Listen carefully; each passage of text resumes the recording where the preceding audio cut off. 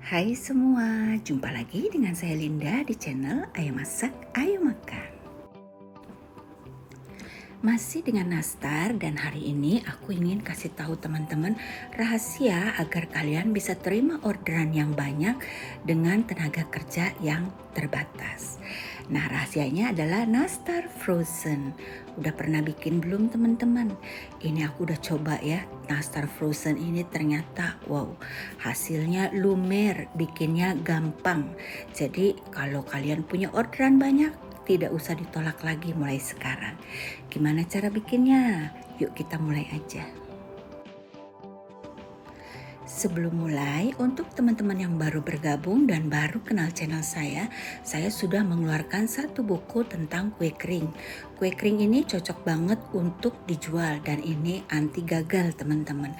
Kalian bisa dapatkan di Gramedia terdekat ataupun di toko online saya. Dari satu buku ini ada 47 resep. Sekarang kita kenalan dulu dengan mentega yang akan saya pakai. Ini adalah Korman AMF yang saya jual di toko online saya. Bentuknya kurang lebih seperti ini. Tidak bisa saya tampilkan setiap bikin video karena ini besar banget ya. Dan ini adalah Korman Patisi. Ini juga besar dan juga ada di toko online saya. Bisa dibeli eceran. Pertama saya pakai Korman AMF sebanyak 300 gram dan kita akan tambahkan dengan Korman Patisi 100 gram. Kenapa harus dicampur? Karena kalau Korman AMF saja itu dia nanti akan menjadi terlalu lumer karena 99%-nya itu dari butter fat ya. Jadi kita perlu Korman Patisi sebagai bahan tambahan agar ketika kita gigit teksturnya dapat. Korman AMF dan Patisi itu unsalted, karena itu kita perlu garam. Garam saya pakai 1 sendok teh ya. Sekarang kita akan campurkan dengan gula halus. Gula halusnya hanya 50 gram saja dan kita akan mixer dengan kecepatan tinggi, tidak lama, hanya sekitar 2 menit saja. Sampai gulanya ini tidak lagi menggumpal ya teman-teman. Dan kita akan tambahkan dengan 4 kuning telur. Kita akan mixer sebentar saja, hanya sampai kuning telurnya ini tercampur dengan rata. Kita akan tambahkan dengan susu bubuk dan tepung maizena. Setelah itu kita akan tambahkan dengan tepung terigu protein rendah. Untuk resep lengkap kalian bisa baca di kiri atas atau kalian baca box deskripsi. Sekarang kita akan ratakan dengan tangan ataupun dengan spatula, terserah, sampai adonan tidak menempel lagi di tangan ataupun di baskom. Selama proses jangan tambahin tepung ya teman-teman. Kalau lengket terus aja diaduk nanti tidak akan lengket lagi. Nah sekarang saya akan ambil sedikit, sisanya saya simpan dulu di kulkas. Adonan bisa kalian timbang ataupun diambil 1 sendok teh kurang lebih ya. Beratnya sekitar 6 gram. Sekarang saatnya kita bentuk nastar ini. Adonan pertama harus kita pulung-pulung dulu seperti ini selama kurang lebih 6 detik dan ini dengan tekanan ya teman-teman. Warnanya harus lebih berubah, lebih cerah dari warna yang sebelum dipulung. Kita masukkan nanas, lalu kita taruh atasnya sedikit adonan agar jari kita tidak menempel langsung dengan nanas. Proses pembulatan ini juga penting, jangan sampai masih ada garis pemisah di antara kulitnya ini ya. Jadi harus benar-benar halus mulus, tidak ada garis. Kurang lebih seperti ini. Sekali lagi ya teman-teman, ini harus dipulung-pulung seperti ini. 6 detik saja dengan tekanan sampai warnanya berubah menjadi sedikit lebih putih. Lalu kita tipiskan dan kita isi dengan selai nanas. Selai nanas ini resepnya sudah ada di video saya sebelumnya, sudah sering saya buat ya. Selainya 4 gram saja dan wajib dibulatkan secara sempurna. Jadi buletinnya nggak boleh asal karena selai nanas ini sebagai pegangan agar nastar kalian nanti ketika dipanggang tidak melebar. kurang lebih hasilnya seperti ini, dan kita akan panggang dengan oven yang sudah dipanaskan. Suhunya saya panaskan di 200 derajat, api atas dan bawah. Kalian lihat ya, itu udah panas banget. Nah, sekarang saya akan matikan api atas. Saya hanya pakai api bawah saja dan saya akan panggang selama 30 menit. Dan teman-teman wajib diperhatikan, oven saya ini besar ya. Jadi apabila kalian pakai oven yang kecil, yang pendek ya, jadi suhunya mungkin bisa dikurangi 20 atau 30 derajat Celcius. Setelah kita matikan api atas, termometer dalam oven menunjukkan suhu 150 derajat. Nah, setelah 30 menit saya panggang, hasilnya kurang lebih seperti ini ya. Sekarang nastarnya kita akan simpan, kita akan frozen, bawahnya alasi dulu dengan plastik agar ketika kita angkat tidak menempel ya teman-teman.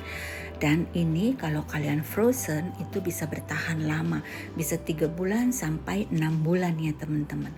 Dan ini kalau kalian punya banyak orderan tapi kerjanya sendiri, cocok sekali teknik ini. Jadi nanti kalau udah mau hari H tinggal gampang keluarin aja dari freezer. Sebaiknya tempat nastar tertutup rapat ya agar tidak bau di dalam kulkas. Sekarang kita akan bikin olesan. Untuk olesannya, karena kita bikin nastar yang dipanggang dulu baru dioles, saya akan tambahkan dengan bahan adonan. Bahan adonannya itu sedikit saja, hanya sekitar 3 atau 4 gram untuk 6 kuning telur. Bahan adonan ini juga saya frozen ya teman-teman. Nah, kenapa saya tambahkan bahan adonan? Kalian lihat ini saya hanya kuning telur saja.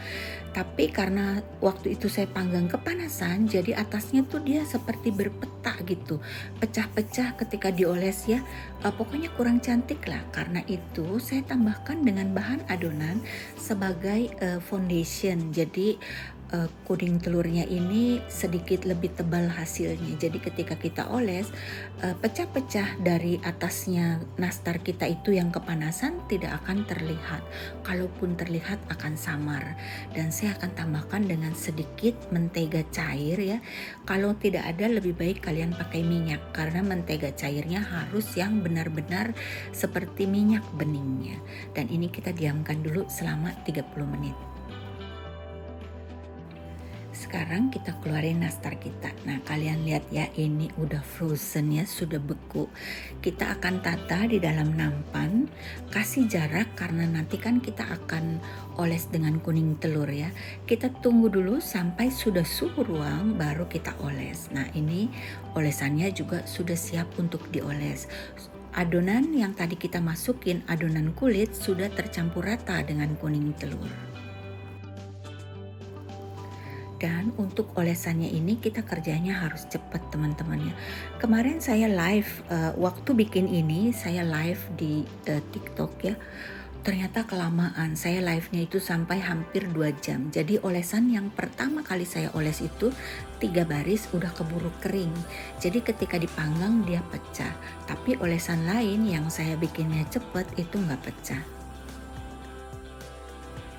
Kalian wajib olesin ini 2 kali dan harus rata. Perhatikan cara saya oles ya. Kiri, kanan, depan, belakang terus diulang-ulang sampai kita udah yakin ini benar-benar rapet gitu. Dan agar nastarnya ini tidak geser ke kiri dan ke kanan, kita olesinnya wajib pelan-pelan ya. Kalau keras sedikit saja dia pasti bergeser. Sekarang kita akan panggang dengan oven dingin. Mohon maaf, video oven dinginnya nggak ada karena saya live di TikTok jadi lupa ya untuk videoin buat YouTube. Tapi saya ada videonya ini adalah dengan oven yang sudah dipanaskan. Hasilnya kurang cantik.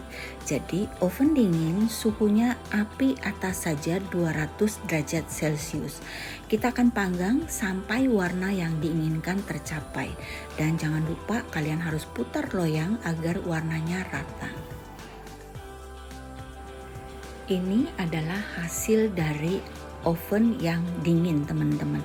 Ya, sesuai video ini ya. Setelah selesai live dari TikTok baru saya ingat untuk video ini. Nah, kurang lebih hasilnya seperti ini, cantik banget kan? Dan teman-teman, itu yang pertama ini 3 ini yang pecah karena saya olesnya kelamaan. Satu hal yang saya pelajari di sini teman-teman, ternyata dengan di frozen hasil nastar menjadi lebih lumer. Kalian kalau follower saya yang dari dulu pasti tahu saya tidak suka dengan nastar yang dipanggang dulu baru dioles terus dipanggang lagi. Menurut saya itu bikin nastarnya tuh seret, nggak enak dimakan gitu ya, kering lah gitu. Tapi ternyata dengan cara di frozen, mungkin karena di frozen ada air di dalamnya ya, jadi nastarnya ini ketika dimakan hampir sama persis rasanya dengan nastar yang biasa saya bikin. Ini adalah hasil nastar dengan oven yang sudah dipanaskan. Oven yang sudah dipanaskan lebih cenderung gampang pecah teman-teman, walaupun kalian sudah panggang 2 kali ya. Tapi warnanya lumayan hampir mirip seperti oven yang dingin ya. Nanti terserah kalian mau pakai oven dingin atau oven panas, tapi saya lebih suka oven panas. Yang pasti nastar ini adalah nastar frozen dan rasanya itu benar-benar enak, tidak kalah dengan nastar yang 1 kali pemanggang. Selesai sudah videonya teman-teman, semoga bermanfaat dan semoga dengan nonton video ini kalian sekarang udah tidak perlu lagi tolak-tolak orderan ya teman-teman. Jadi orderan mau sebanyak apapun kalian sudah mulai bisa bikin beberapa bulan sebelum hari H, yaitu dengan cara di frozen, dan ternyata rasanya jauh lebih enak daripada nastar yang kalian tidak frozen tetapi dengan 2 kali pemanggangan. Dan untuk boxnya ini mohon maaf ini sudah sold out. Mudah-mudahan nanti sebelum lebaran sudah ada lagi ya teman-teman. Kalian sering-sering aja cek toko online saya dan jangan lupa baca box deskripsi. Sampai jumpa teman-teman, bye bye.